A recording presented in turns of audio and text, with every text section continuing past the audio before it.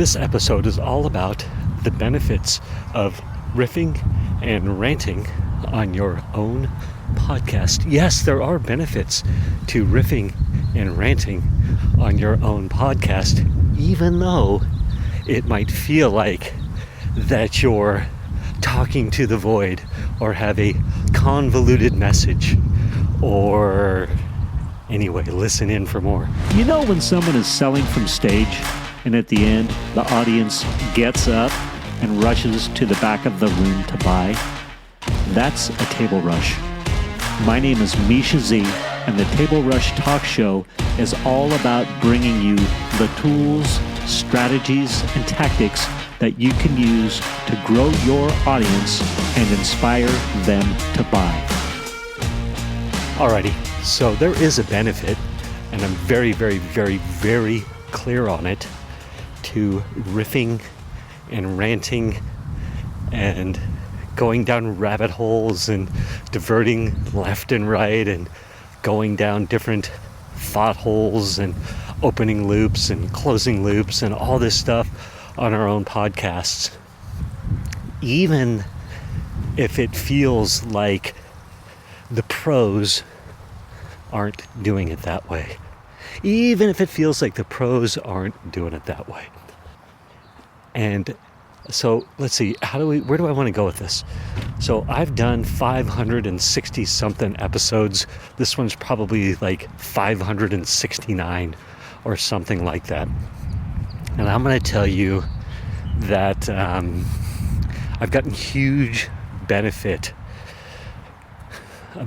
from just riffing away, and sometimes in a very unstructured manner. And sometimes when I have, I believe, a point I want to get across, and then I start talking about it. So that's usually what happens for me. I'm like, hey, yeah, I've got an idea for a podcast. I want to start talking about it. And then I'll start talking away. And oftentimes it can go directions that I don't expect it to go, or I don't stay on point. And that can be very uncomfortable. It can be very unnerving. It can feel, what can I say? It can feel like it's not valuable to the end listener. And as I'm talking this out, I'm getting more and more clarity on how it is. Like intuitively, I've known how it's a benefit for you and me, but now I'm getting more and more like proof, validation, like literal validation. So let's start with number one benefit.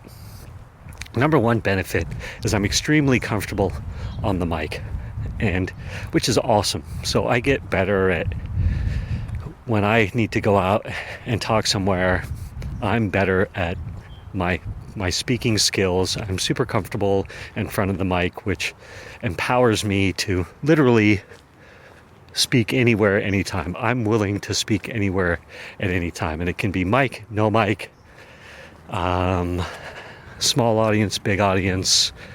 I can pretty much get after it, which is super fun, because when I was a little kid, I swear to you, this is a true story. I was probably in, third, fourth, fifth grade, somewhere in there. I was incredibly shy in front of people, like heart-stoppingly shy. Like in class, when the teachers would ask me to share, I couldn't do it. I couldn't do it. I can finally dance on the dance floor these days, or I could do karaoke. I finally did karaoke, I think, I did karaoke, I think, finally when I was 48 or somewhere around there. I'm 54 right now, I think, if I remember correctly. It took me that long to be comfortable to do karaoke. I will just tell you that. And I did it. I think I did a Waylon Jennings song, and I thought it was going to be easy because I'm from Wyoming. Love the old country western music, Waylon, Willie, and the Boys.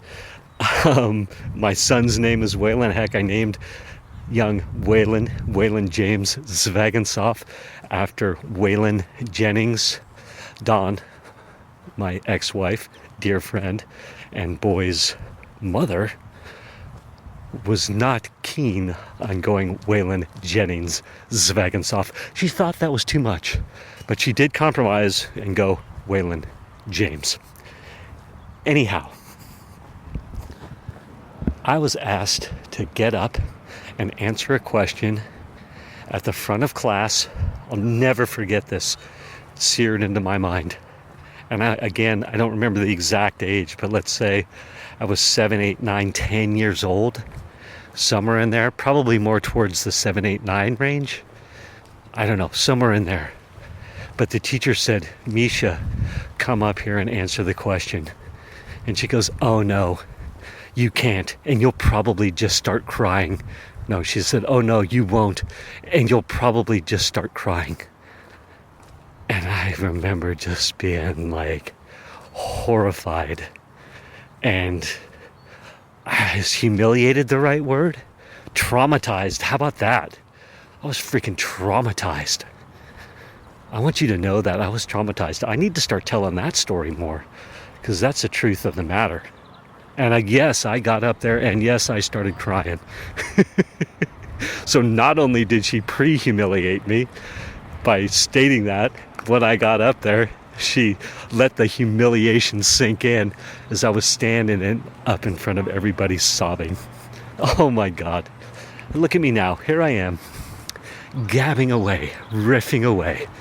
I've spoken in front of, hundreds of people, and one day, perhaps, the universe will have me speak in front of thousands of people. These are live, by the way, live. I suppose, metaphorically, or hypothetically, or I don't know. Hey, I've had hundreds and hundreds, perhaps thousands of people listen to a podcast episode that I've spoken on. So there you go. Perhaps I have spoken in front of thousands of people. Or I've Zoom spoke in front of hundreds and hundreds of people. How about that? So that's benefit number 1. Benefit number 2, I'm not sure if there's a benefit number 3 yet, but benefit number 2 is that, and this is one of the coolest benefits that I see more and more, is I get to practice talking about my message, my thoughts, my ideas to you. And so I'm so grateful for you. Literally, I am so grateful for you to listening to me as I iron out my thoughts, my strategies, what I want to do, what I want to bring to market, how I want to talk about things. You help me so much by listening. Whoa, I almost clipped a whole bunch of kids. Walking through the park with my Shure MV88 mic, little lightning connector mic for your iPhone. So awesome. Cuts out most of the ambient noise, but leaves in just enough to keep it exciting. It's actually a little windy today, and I forgot my wind screen, the fuzzy windscreen. I need to remember that next time. I will. So this is how the loop works.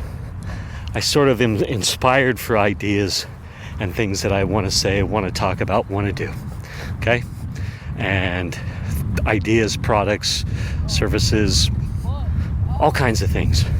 And then I get to pencil them out sometimes, think about them, let them mull through my head.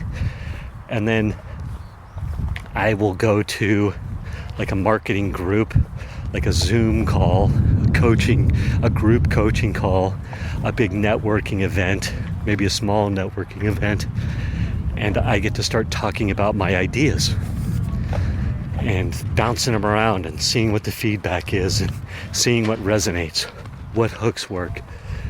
Can I help people in this way? There goes the pack of kids again. And then I can also, then I get to come talk about it on my podcast and refine my ideas and like start voicing them without having them ramble around in my head.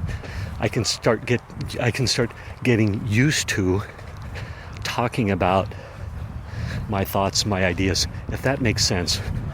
And that's such a huge huge value. And again, thank you for listening, honestly. Thank you for listening and hopefully getting something out of it and enjoying it and enjoying the process with me. But then I get to start refining step 3 is start refining. And perhaps that's in my email communications, my text communications, my funnels, not like I have a ton of funnels, but I do have a couple floating around out there. My presentations, I do have an opportunity more and more to speak in front of people. And so it's so awesome to be able to have a place where I can have a voice and get it out there. And so that's the loop. And sometimes podcast is the first place I go to. I'm like, ooh, I need to talk this out and start putting a voice, like a real voice, my voice, to my thoughts, ideas, and actions. And it's been fun I'll be honest with you, to sort of grow an audience and have people give me cool feedback. And I bump into people in real life and they're like, I love your podcast. Max the other day, Max, what's up? Big shout out to you. I had a big wave of people giving me stars and reviews of late too. Like, Dean, thank you. Kirk, thank you. Who else? My brother, Nick, thank you. Some people that I don't know. Some fringe acquaintances who have taken it upon themselves to give me a star and a review and listen. And yeah, so man, how empowering is that? I'll also say that, I shifted branding at one point, and I think that lost some part of my crew. Perhaps you'll be back. Gained some new crew. Hello, new crew. And then also I fell off for a few months. And in this game, this environment, if you fall off, you gotta let people know, and then you gotta let people know you're back. So people are coming back. People are enthusiastic. I'm super excited, as I've been back at this for a good 2 months.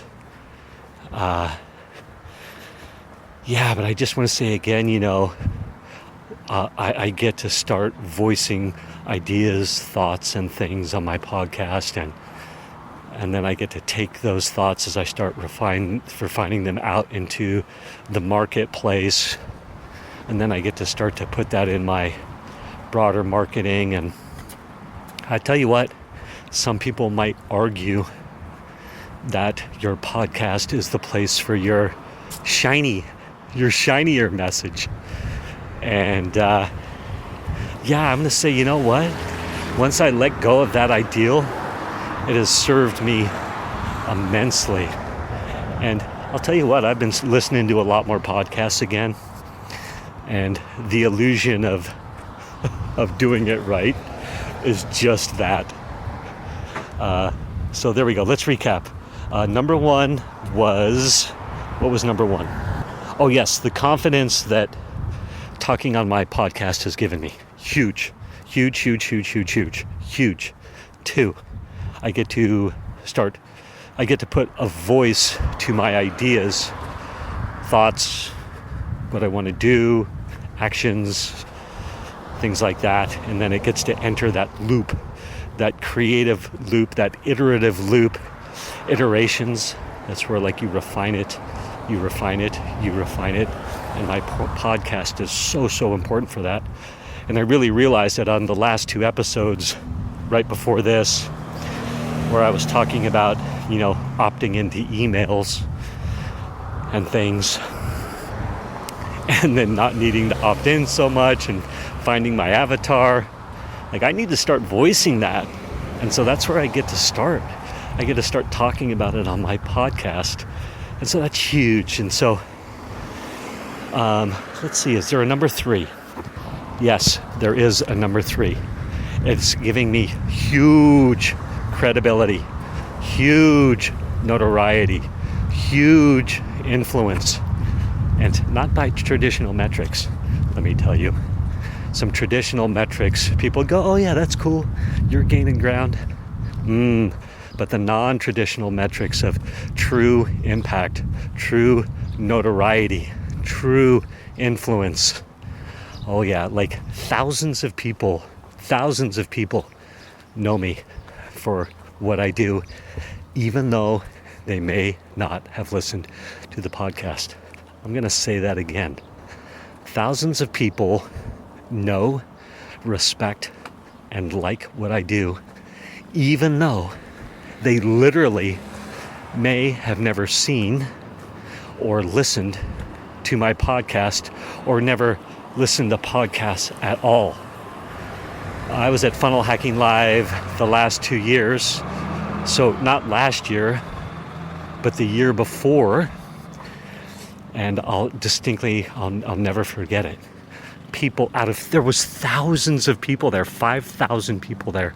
The place was rocking. And people that I didn't even know were coming up to me and asking me and saying, oh, you're that podcast guy, and wanting advice on podcasting and marketing and influence and things like that. I mean, how crazy is that? I didn't even realize it at the time. Looking back at it, I probably should have leaned into being that podcasting guy instead of pivoting to being the testimonial guy. But none the matter, I learned so much by interviewing people, by all the testimonial work that I've done. Like, I've toured the world interviewing people. How crazy is that? Touring the world might be a stretch, but I did go to Ireland. I've been to multiple states in the United States, cities within California, interviewing people, for getting paid to interview people. How's that? So that's crazy. But I learned so much from it. All right, this episode is starting to stretch on. We covered the 3 things: the power of podcasting outside of what may be the traditional metrics, what it's done for me. The top 3 things again: 1, the confidence it's giving me to speak anywhere at any time on any medium. 2, giving voice to my ideas. Thank you so much for listening to me develop my ideas, my thoughts, those things. Gosh, thank you so much for that, as you've listened with me and hopefully will continue to listen to me. And 3, the credibility, the authority, the influence that it's given me, even if people have never seen, heard, or listened to my podcast or podcasts in general. I have more stories about that too, actually. I've got lots of stories about that. So, about having the influence and the authority that having a podcast has given me with hundreds of episodes. But we'll save those for another day. All right. Enjoy the day. Thank you for listening to this episode of the Table Rush Talk Show. For resources to help you sell your stuff, go to belove.media/resources. That's belove.media/resources. And be sure to subscribe, comment, 5-star, and share. Thank you again for listening.